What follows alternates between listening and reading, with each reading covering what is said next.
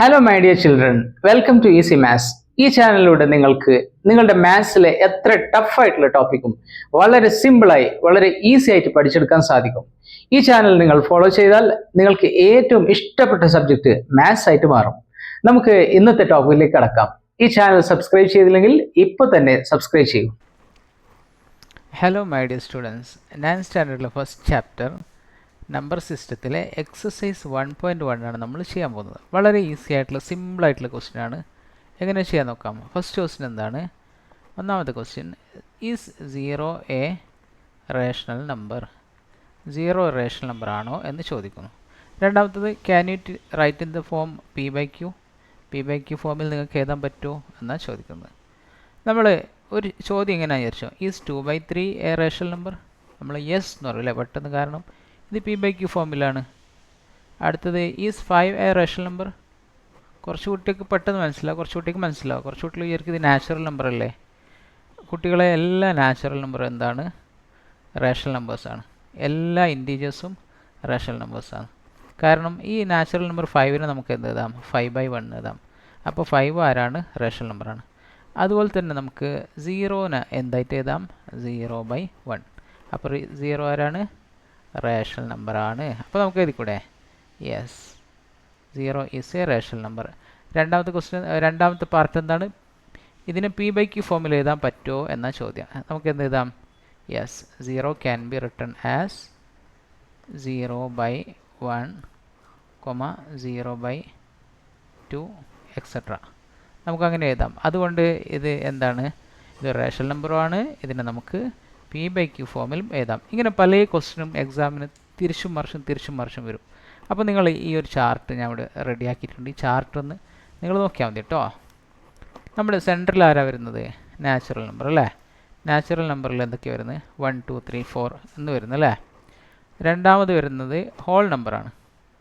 അപ്പോൾ whole number എന്താണ്? ഈ 0 പ്ലസ് നാച്ചുറൽ നമ്പറാണ് ഹോൾ നമ്പർ. 0 ഉണ്ടാവും. എല്ലാ നാച്ചുറൽ നമ്പറും ആരാണ്? ഹോൾ നമ്പറാണ്.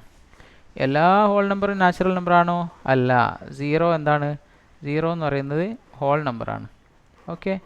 ഇനി അടുത്തത് അതിൻ്റെ മൂന്നാമത്തെ വരുന്നതാണ് ഇൻറ്റീജേഴ്സ് അല്ലേ.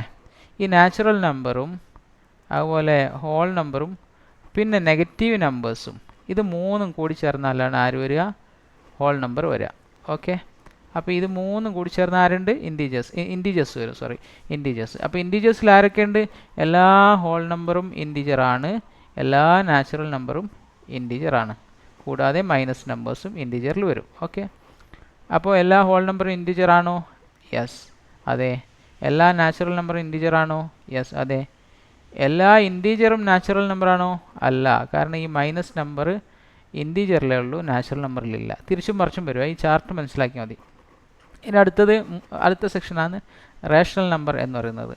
റേഷണൽ നമ്പർ എന്ന് പറഞ്ഞു കഴിഞ്ഞാൽ ഈ റേഷണൽ നമ്പറിൽ എല്ലാം പെട്ടു. ആരൊക്കെ പെട്ടു?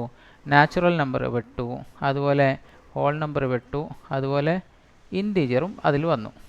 ഇവയെല്ലാം കൂടിയിട്ട് ഉള്ളതാണ് ആര്? Rational number. റേഷണൽ നമ്പറിൽ കൂടാതെ ഇങ്ങനെയുള്ള P/Q ഫോമിലുള്ള നമ്പറും ഉണ്ടാവും. 2/3, 3/3, 5 എന്നൊക്കെ പറയുന്ന നമ്പറും ഉണ്ടാവും. അപ്പോൾ റേഷണൽ നമ്പർ എന്ന് പറയുന്നത് ഇതിൻ്റെ എല്ലാ ആകത്തുകയാണ്. ഓക്കെ. അതിൽ നാച്ചുറൽ നമ്പറുണ്ട്, പിന്നെ ആരുണ്ട്? ഹോൾ നമ്പറുണ്ട്, പിന്നെ ആരുണ്ട്? ഇൻറ്റീജറുണ്ട് അല്ലേ. എല്ലാം കൂടിയുണ്ട്. എല്ലാ ഇൻറ്റീജേഴ്സും റേഷണൽ നമ്പറാണ്. എല്ലാ ഹോൾ നമ്പറും റേഷണൽ നമ്പറാണ്. എല്ലാ നാച്ചുറൽ നമ്പറും റേഷണൽ നമ്പർ ആണ്. പക്ഷേ എല്ലാ റേഷണൽ നമ്പറും നാച്ചുറൽ നമ്പറാണോ? അല്ല. ഇതൊന്നും നാച്ചുറൽ നമ്പറല്ല.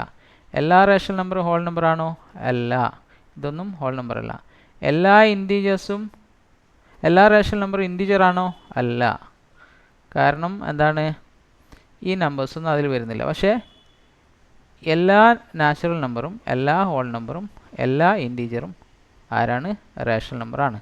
ഓക്കെ. ഈ ചാർട്ട് നിങ്ങൾ മനസ്സിലാക്കിയാൽ മതി. ഓക്കെ. അപ്പോൾ നിങ്ങൾക്ക് പെട്ടെന്ന് തന്നെ നിങ്ങൾക്ക് പിടികിട്ടും ഏതിൻ്റെ ഉള്ളിലാണ് വരുന്നത് എന്നുള്ളത്. നമുക്ക് അടുത്ത ക്വസ്റ്റ്യനിലേക്ക് കടന്നൂടെ?